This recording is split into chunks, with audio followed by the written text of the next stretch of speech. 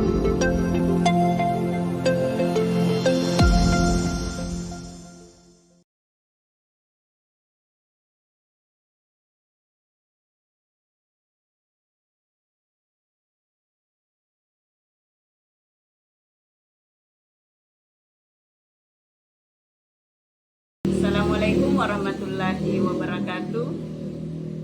Jumpa kembali dengan saya Darmawati CGP Angkatan 9 dari UPT SDN 36 Buntulamba, Kabupaten Nrekang. Kali ini saya akan melakukan praobservasi dalam supervisi akademik bersama dengan rekan guru kelas 5 dari UPT SDN 36 Buntulamba, Ibu Muharni. Assalamualaikum Ibu Muharni. Waalaikumsalam warahmatullahi wabarakatuh. Ya, apa kabar Ibu? Alhamdulillah, kabar baik Ibu. Alhamdulillah. Jadi begini ya Bu, saya akan melakukan supervisi akademik di kelas Ibu. Boleh ya Bu? Boleh Ibu. Iya, jadi di sini sebelum saya melakukan supervisi akademik, saya akan menanyakan dulu beberapa hal supaya dalam pembelajaran nanti kita bisa melakukan pembelajaran secara efektif dan lebih percaya diri lagi. Ini mengenai tentang proses pembelajaran, tujuan dalam proses pembelajaran, kemudian bagaimana persiapan awalnya dalam kegiatan pembelajaran itu tadi. Kalau boleh tahu, kira-kira tujuan pembelajaran yang akan kita capai dalam pelaksanaan pembelajaran nanti kira-kira apa saja ya Bu? Baik Ibu, untuk yang akan kita rencanakan adalah mata pelajaran IPS. Ya. Adapun tujuan pembelajaran yang saya susun terdiri atas dua. Yang pertama adalah menganalisis bentuk-bentuk interaksi sosial, Ya. dan yang kedua adalah mampu menguraikan bentuk-bentuk interaksi dan jenis-jenis interaksi sosial itu. Jadi ada beberapa tujuan pembelajarannya. Jadi ada bentuk-bentuk interaksi sosial dan menguraikan jenis-jenis interaksi sosial. Kira-kira area pengembangan yang akan Ibu capai apa ya? Area pengembangannya? Area pengembangan yang akan dicapai dalam pembelajaran ini tentu meliputi dua. Ya. Yang pertama tentang pengetahuannya, dan yang kedua adalah area keterampilannya. Kalau untuk area pengetahuannya, yakni siswa mampu menganalisis bentuk-bentuk interaksi sosial, kemudian mampu menjelaskan pengertian interaksi sosial beserta jenis-jenis interaksi sosial, dan mampu mencontohkan interaksi sosial itu seperti apa. Kemudian dari segi keterampilannya, yaitu siswa mampu menguraikan hasil analisisnya tersebut dalam bentuk mind mapping atau peta pikiran. Saya kira persiapan Ibu luar biasa sekali, bagus ya Bu.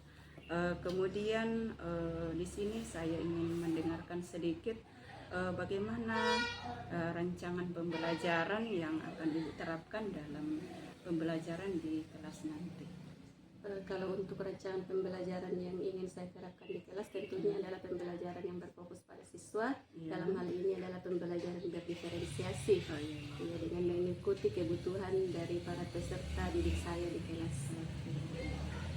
Jadi strateginya nanti adalah pembelajaran berdiferensiasi. Kalau boleh tahu model-modelnya yang bagaimana ya Bu? Kalau untuk perencanaan modelnya masih di pembelajaran kooperatif learning, dengan berbagai macam permainan games di dalamnya. Oh iya, jadi itu sangat menyenangkan ya Bu ya. Ya, sesuai dengan pembelajaran berdiferensiasi yang akan diterapkan. Terus kalau metodenya apa ya Bu? Kalau metodenya masih metode, tentu saya akan menggunakan metode ceramah, diskusi, dan pengelompokan. Oh iya. Jadi dipadukan antara ceramah, diskusi, dan pengelompokan. Baik Bu, kira-kira kapan Ibu bisa melakukannya? Kalau bisa secepatnya Ibu, Ya. karena mengingat pembelajaran juga sudah mungkin bisa dilaksanakan besok. Iya, bagus. Jadi insya Allah besok saya akan masuk di kelas ibu, mengamati proses jalannya pembelajaran. Jadi kira-kira jam keberapa ibu bisa melakukannya? Kebetulan besok sesuai jadwal ibu jam pertama. Oh iya, jam pertama, insya Allah ya bu ya. Insya Allah bu. Oke, jadi selanjutnya ada lagi pertanyaan. Kemudian ini kira-kira apa dari hasil yang kita capai nanti dalam percakapan ini, kira-kira apa yang ibu dapatkan dari hasil percakapan kita ini? Kalau dari yang saya dapatkan selama percakapan ini adalah mungkin sekitar gambaran bagaimana proses pembelajaran itu berlangsung, kira-kira media apa yang akan saya terapkan dalam pembelajaran, strategi seperti apa yang cocok untuk disampaikan untuk materi itu bisa sampai kepada peserta didik saya. Ya, baik bu, jadi saya kira itulah tujuan kita dalam melakukan praobservasi ya bu. Iya bu. Jadi supaya kita siap sedia dan bisa melakukannya dengan lebih efektif lagi. Insyaallah inilah tujuan kita melakukan praobservasi. Tapi setelah kita mengadakan praobservasi, ada lagi observasi pasca observasi ya bu ya. Jadi mungkin nanti akan dihadiri oleh Ibu PP ya. Jadi insya Allah setelah kita melakukan observasi nanti kita akan melakukan bincang-bincang lagi sebentar ya bu ya. Iya siap bu. Baik, jadi terima kasih atas kesempatan yang telah diberikan ya. Saya sangat salut dengan pembelajarannya. Assalamualaikum warahmatullahi wabarakatuh. Waalaikumsalam warahmatullahi wabarakatuh. Ya, jadi sebelum kita memulai pembelajaran kita pada pagi hari ini, terlebih dahulu kita harus memulai segala sesuatu aktivitas dengan berdoa. Dimohon kepada ketua kelas untuk memimpin teman-temannya untuk berdoa sebelum belajar. Sebelum kita belajar, marilah kita berdoa sebelum belajar. Bismillahirrahmanirrahim. Rabbi zidni ilman warzuqni fahman. Ya Allah, tambahkanlah ilmuku dan berilah. Sebelumnya itu kita harus mengingat jasa para pahlawan-pahlawan kita. Untuk mengenang jasa para pahlawan kita, marilah kita bersama-sama menyanyikan lagu kebangsaan. Lagu apa? Hening Cipta. Baik, Hening Cipta. Dimulai 1, 2, 3.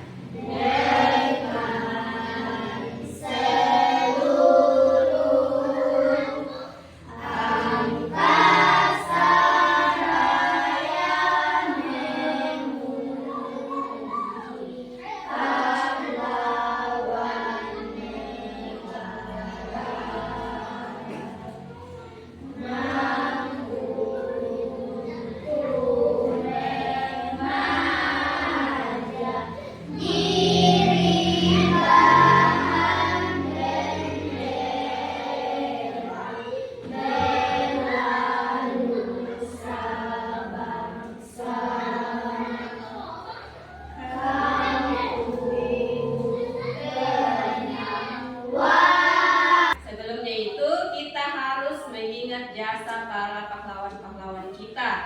Untuk mengenang jasa para pahlawan kita, marilah kita bersama-sama menyanyikan lagu kebangsaan. Lagu apa? Hening Cipta. Baik, Hening Cipta. Dimulai 1, 2, 3.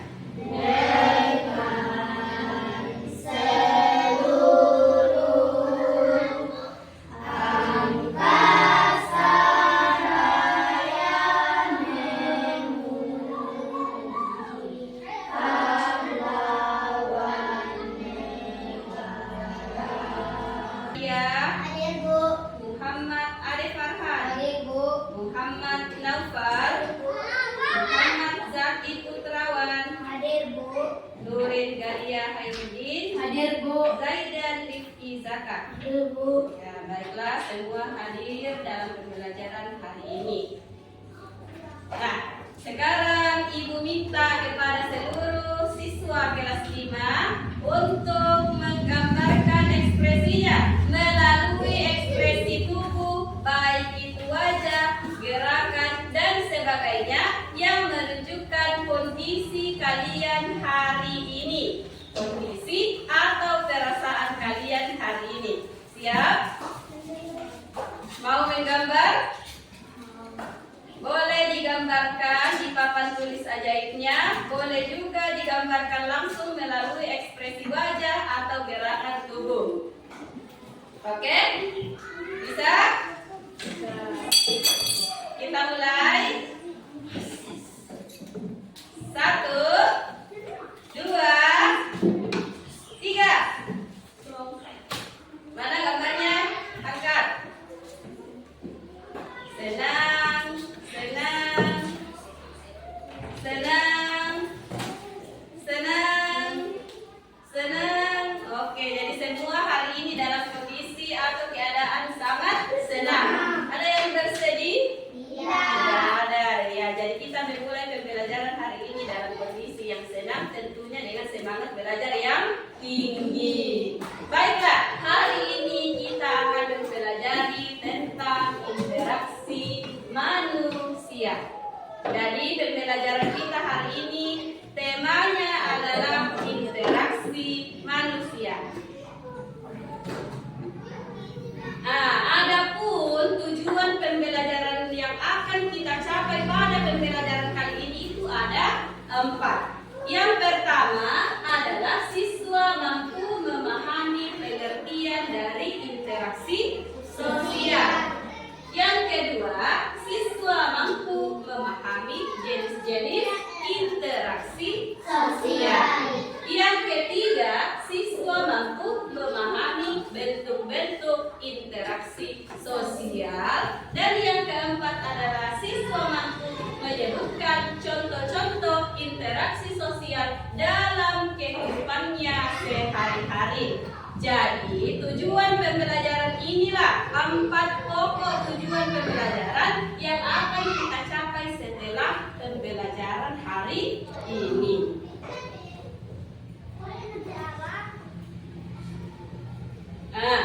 Sebelum masuk ke penjelasan pertaniannya, petani sedang berinteraksi atau melakukan kegiatan di lingkungan alam berupa pesawahan.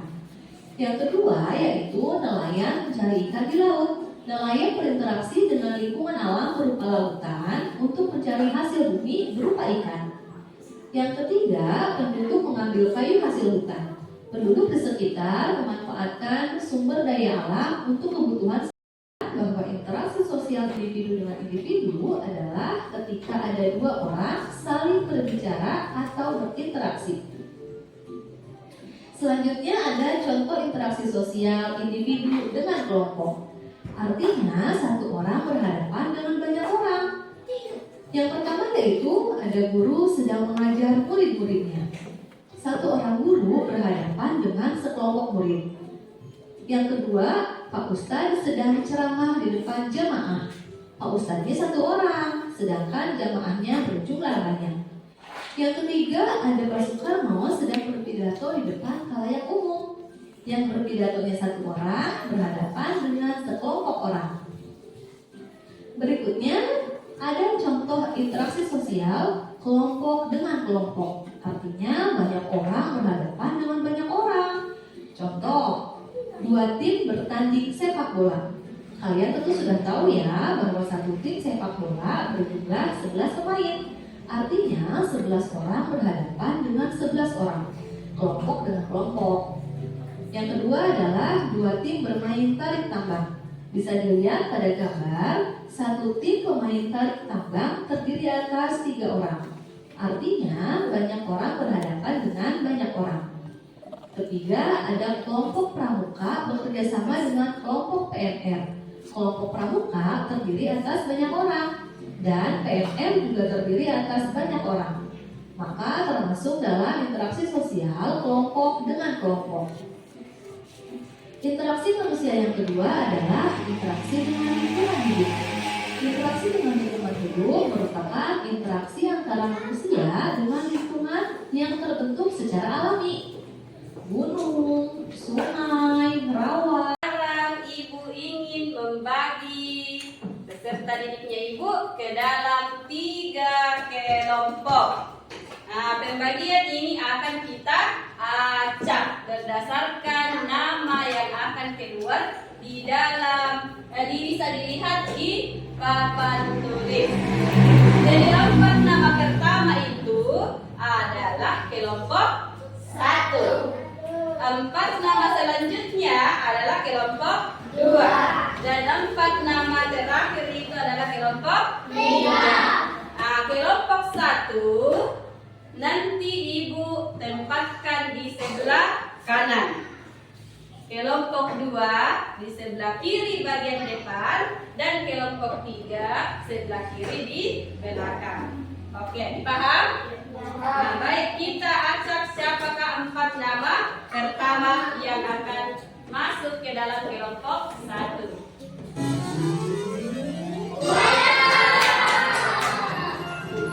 Inaya. Oke, nama kedua yang akan bergabung di kelompoknya Inaya adalah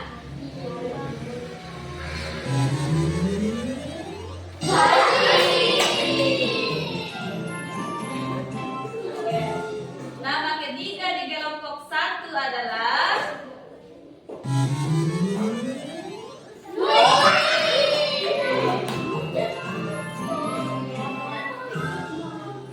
kemudian nama keempat di kelompok 1 adalah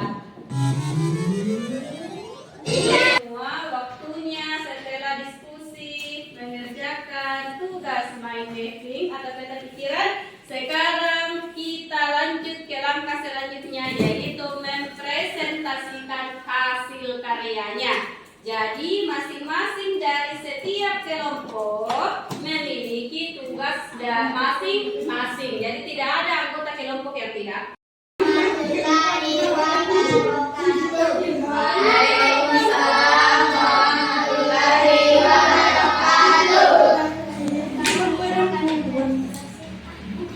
Presentasikan. Kami akan mempresentasikan hasil kelompokan jenis-jenis interaksi sosial dengan di atas 3, yaitu individu dengan individu, contohnya berjabat tangan.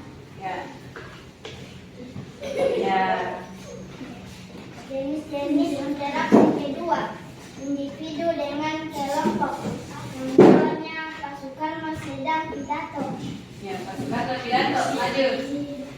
Assalamualaikum warahmatullahi wabarakatuh. Waalaikumsalam warahmatullahi wabarakatuh.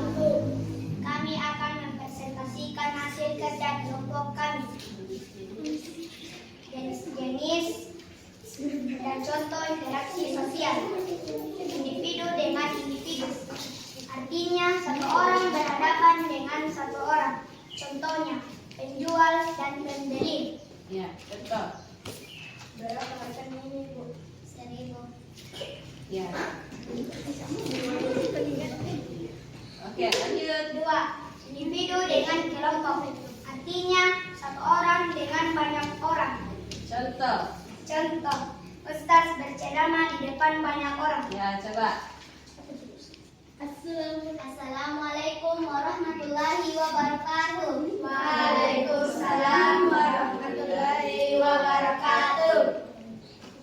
Ya. 3. Kelompok dengan kelompok. Atau artinya banyak orang berhadapan dengan banyak orang. Contoh, 2 tim sedang bertanding sepak bola. Nah, coba sepak bola 2 tim. Ya. Oke. Sekian. Baik, sekarang setelah semua materi yang telah kita pelajari, sebagai latihan menjawab soal-soal yang Ibu sudah buatkan. Coba diperhatikan, saya pakai papan tulis. Kita akan mulai dari soal nomor berapa? Nomor 1. Oke, kita buka soal nomor 1. Coba, berikut adalah contoh interaksi manusia dengan lingkungan alam yang berdampak positif. Kecuali. Kecuali jawabannya apa?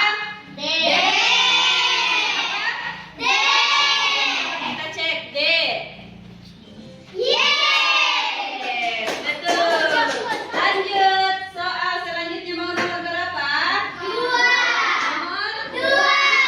Oke, nomor 2.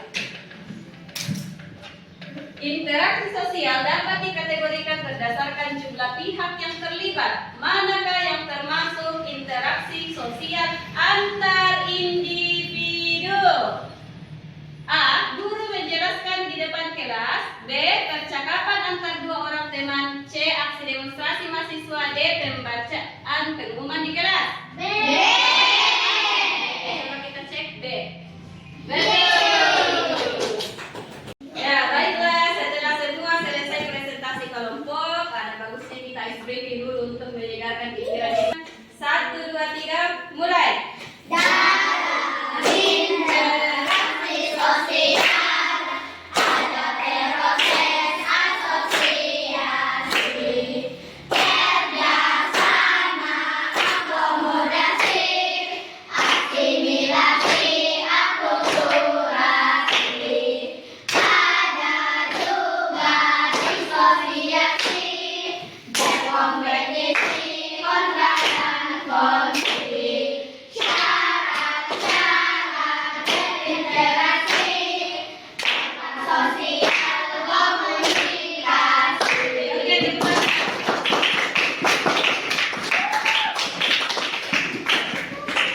Demikianlah pembelajaran kita hari ini mengenai interaksi sosial. Semoga apa yang dipelajari hari ini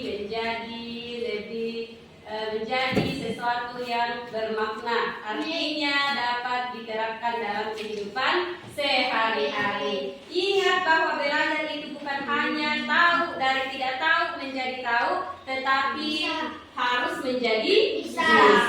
Iya.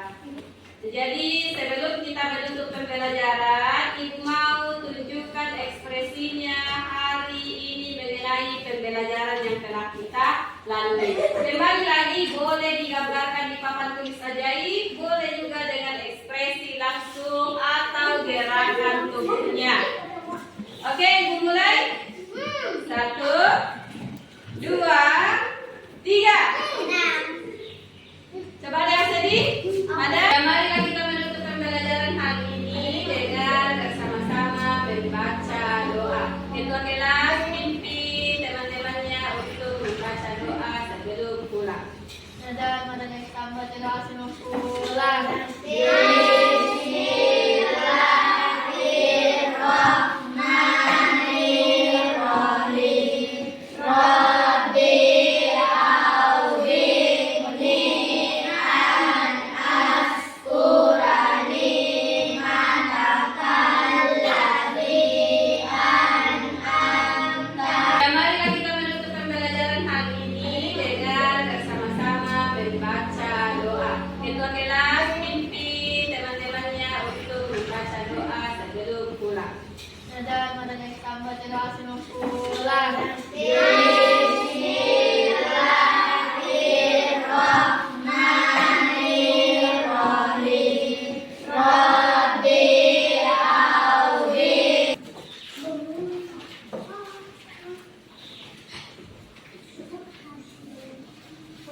Marilah kita mengucapkan salam kepada Ibu Guru.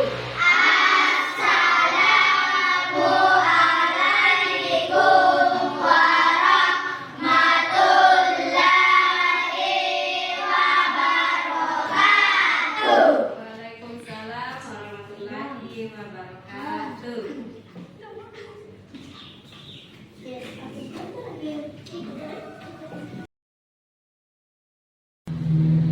Assalamualaikum.